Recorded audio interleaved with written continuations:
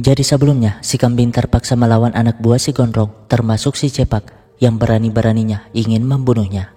Dan sekarang ia melakukan hal yang sama kepada Dongju, apalagi tahu kalau penglihatan Dongju menghilang. Untungnya Kim sampai di sana sehingga si kambing bergegas pergi. Tapi melihat Dongju masih memukul membabi buta, Kim pun ngerti dengan apa yang dialami Dongju. Sialnya Hana malah datang sehingga Kim menarik Dongju bersembunyi karena mereka sama-sama gak mau membuat Hana sedih. Setelahnya Kim pun mengabari Mansik, membuat Mansik dan Udin gelisah.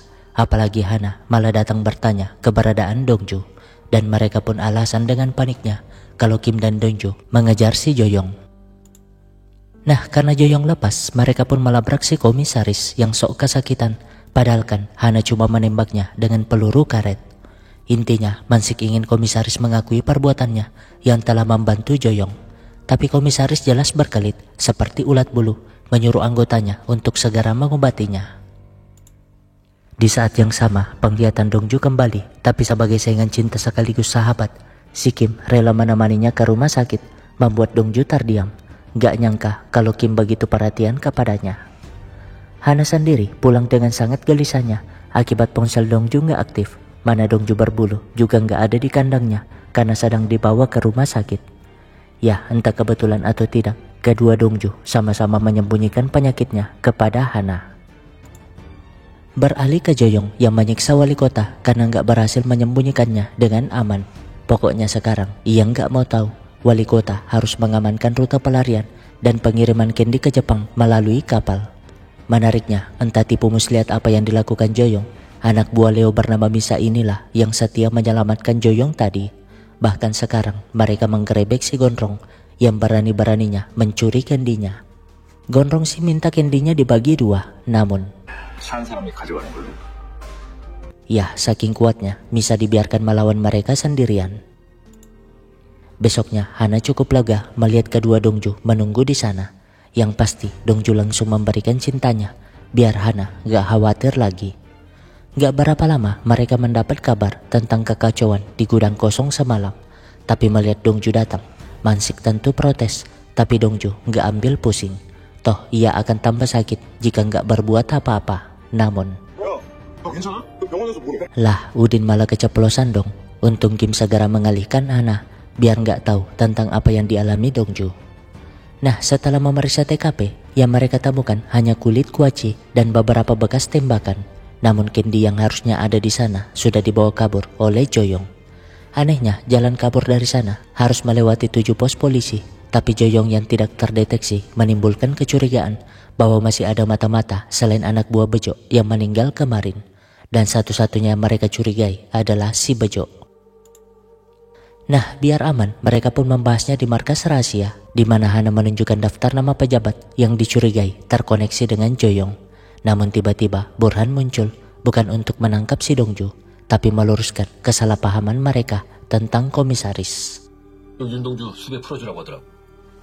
Jadi sebelumnya, komisaris menjelaskan semuanya kepada Burhan, yang intinya ia terseret dalam masalah itu, bukan karena menerima suap, tapi karena terpaksa daripada berakhir seperti kepala jaksa.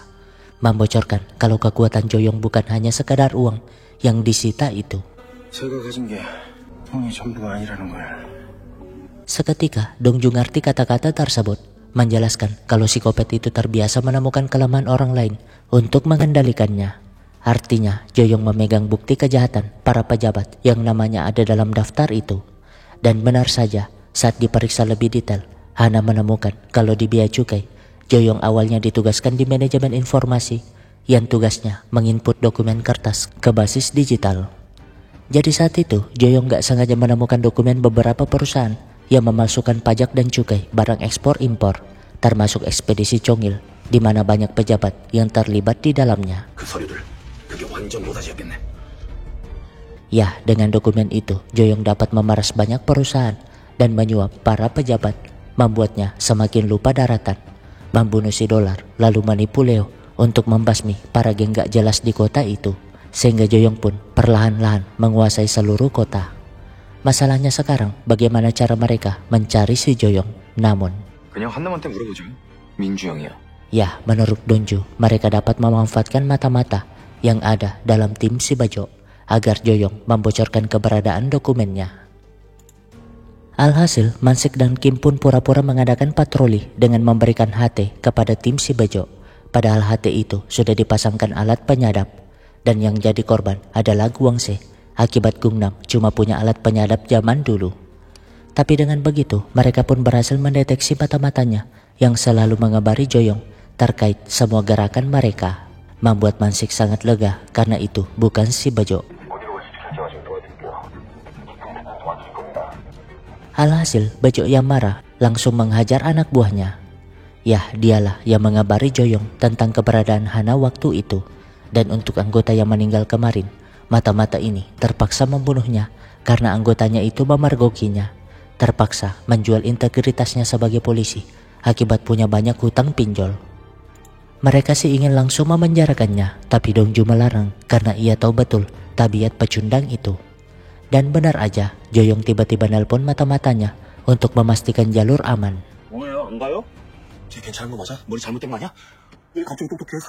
Ya, Joyong dan Misa ingin membawa Candy itu ke suatu tempat sehingga mereka pun bergerak cepat. Sayangnya ketika di terowongan, Joyong sadar akan hal yang janggal sehingga ia pun segera pindah ke mobil lain untuk memutar arah bersama Candy-nya.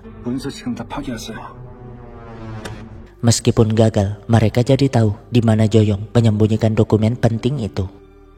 Ya, sesuai dugaan Dongju, tadi si Joyong memang mengarah ke tempat persembunyian dokumennya sehingga Hana yang memeriksanya jadi ngerti kalau dokumen itu disembunyikan di perpustakaan tempat wali kota dulu pernah jadi Pak Camat. Beruntung mereka sampai sebelum dokumennya dimusnahkan. Alhasil, berkat dokumen itu mereka bisa membongkar kejahatan dan menangkap wali kota yang akhirnya jujur atas semuanya, termasuk rencana Joyong yang ingin kabur naik kapal. Meskipun begitu, mereka tetap menyeretnya ke hadapan para wartawan, karena beginilah harusnya para tikus diperlakukan, bukan dipuja-puja karena punya banyak uang. Nah, wali kota yang tertangkap akhirnya menyebut para pejabat yang pernah menerima suap dari Joyong, sehingga mereka pun merayakan keberhasilan tersebut. Setidaknya Joyong jadi nggak bisa kabur ke luar negeri.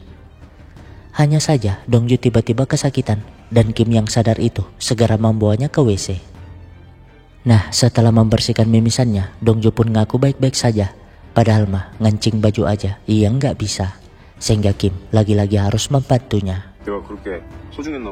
Ya, Dongju sudah mendengar dari Mansik kalau si Kim rela memberikan sahamnya kepada kakaknya demi menyelamatkannya kemarin.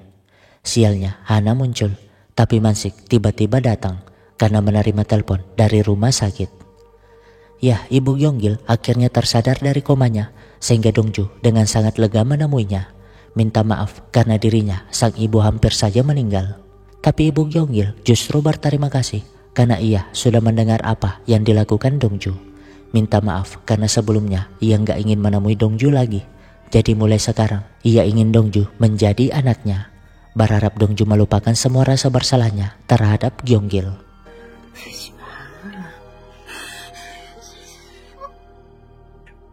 Sementara Joyong sangat marah karena mafia Jepang membatalkan pembelian Candy akibat semua masalah itu. Besoknya mereka yang mendapat kabar tentang keberadaan si kambing segera bergegas, di mana Mansik melarang Dongju ikut, tapi si kunyuk ini nggak peduli. Sedangkan Hana sibuk menyelidiki semua dokumen di markas, namun ibunya tiba-tiba nelpon terkait Dongju yang memakai asuransi, melarang Hana pacaran dengan pria berpenyakit itu. Nah, sesampainya di lokasi, Mansik langsung memborgol Dongju di mobil, lalu bergegas mencari si kambing. Begitupun Kim dan Udin yang sejak tadi mencari di sana. Hanya saja, lah, bukan Dongju namanya. Jika membiarkan dirinya terkurung, bahkan setir mobil Mansik pun jadi korban, di mana ia memergoki si kambing, mengajaknya bertarung. Ya, setelah semua bebannya terhadap Gyeonggil dan ibunya sirna, Dongju kini dapat berpikir dengan jernih, sehingga ia pun dapat mengalahkan si kambing dengan mudah.